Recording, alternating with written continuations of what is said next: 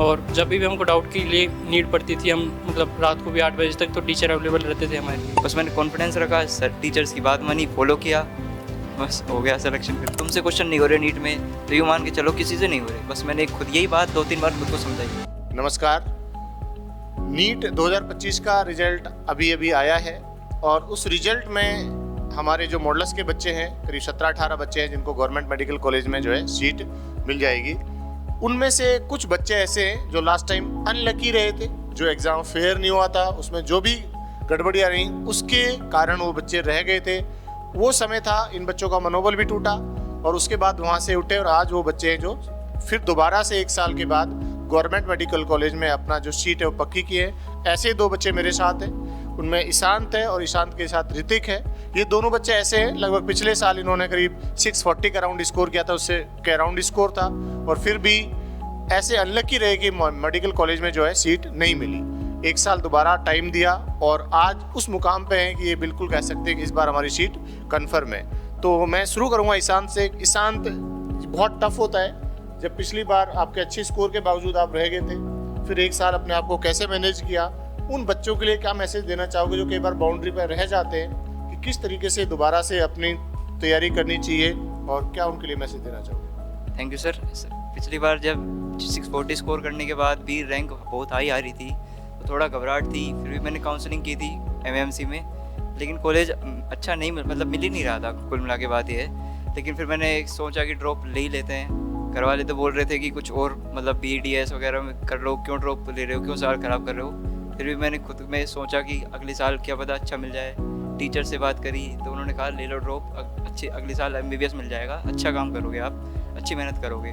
तो बस खुद पे बिलीव रखा और टीचर्स की बात मानी और बस पढ़ाई मेहनत करी फुल कॉन्फिडेंस के साथ। कॉन्फिडेंस रखना बहुत ज़रूरी है। मेन बात यह है कि खुद पे इतने मतलब उस लेवल पे आके रह जाना, फिर वापस से रीगेन उसके लिए अटेम्प्ट करना बहुत हिम्मत के काम है।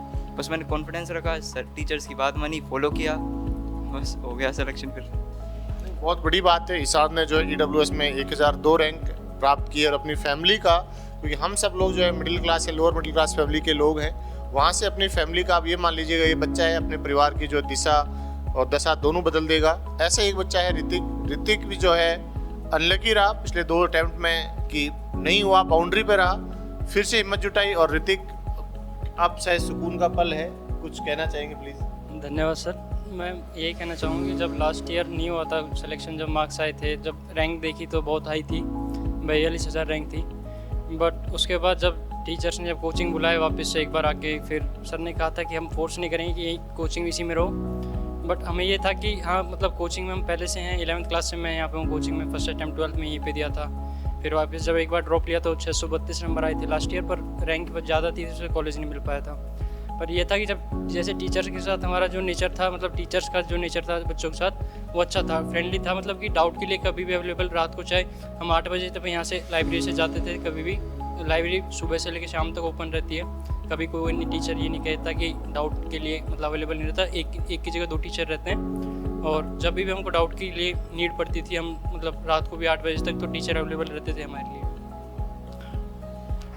दोनों बच्चों ने एक बात कही और मैं ये पहले से ही कहता आया हूँ, क्योंकि मैं 2010 से तो टीचिंग में हूँ, मैंने खुद ने 5-6 में तैयारी की है, कुछ साथी मेडिकल की तैयारी भी करते थे, उस समय कट ऑफ डाउन जाती थी कि अगर एग्ज़ाम फेयर हो और एग्ज़ाम ठीक हो तो कट ऑफ लगभग यही जाने वाली है।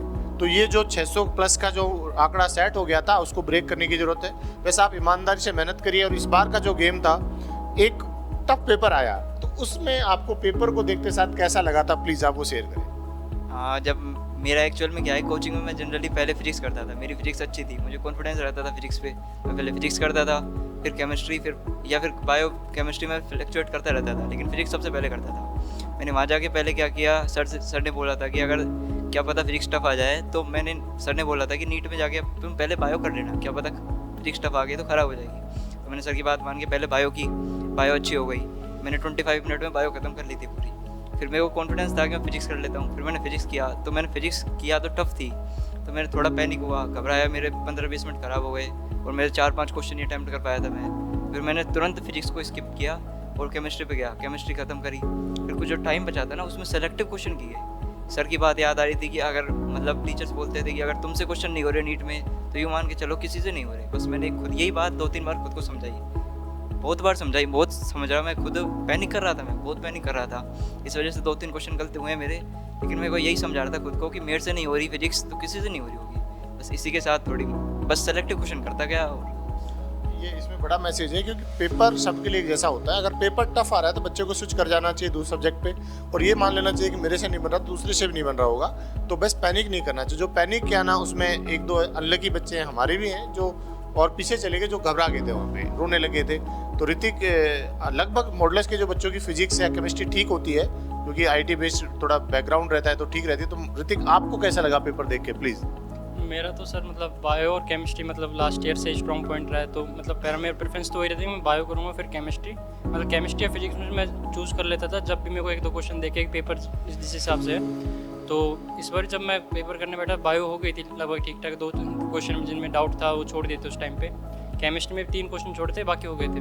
जब फिजिक्स पे करने पाए तो जब क्वेश्चन स्टार्टिंग में नहीं बने 4 या 5 क्वेश्चन, तो मतलब वो लगने लगा कि जिस हिसाब से लास्ट ईयर कट ऑफ गई थी 652 गई थी, इस बार भी अगर ये क्वेश्चन इतनी जाती है तो अगर ये क्वेश्चन नहीं बन रहे तो फिर वही मतलब कि इस बार भी कॉलेज नहीं मिलेगा। तो अंदर से वो एक फीलिंग आने लग गई थी कि यार इस बार भी नहीं हो रहा है।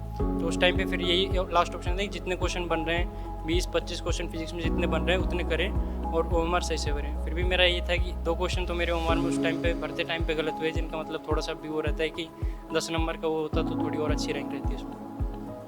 ठीक है, तो ये ऋतिक है जिसने OBC में 11,000 का राउंड रैंक स्कोर किए थे। इन दोनों बच्चों का कंफर्म एक मेडिकल कॉलेज मिल जाएगा। मॉडुलस हमेशा से ईमानदारी से अपने बच्चों के साथ मेहनत करता आया है और आगे भी ऐसे ही करता रहेगा। तो आप इजीली इस शहर के अंदर, हम लोगों ने सोचा है कि शहर को जैसे कोटा, सीकर या जयपुर जो फेमस हुए एजुकेशन को लेकर, हम इसको ऊंचाइयों पर लेके जाएं।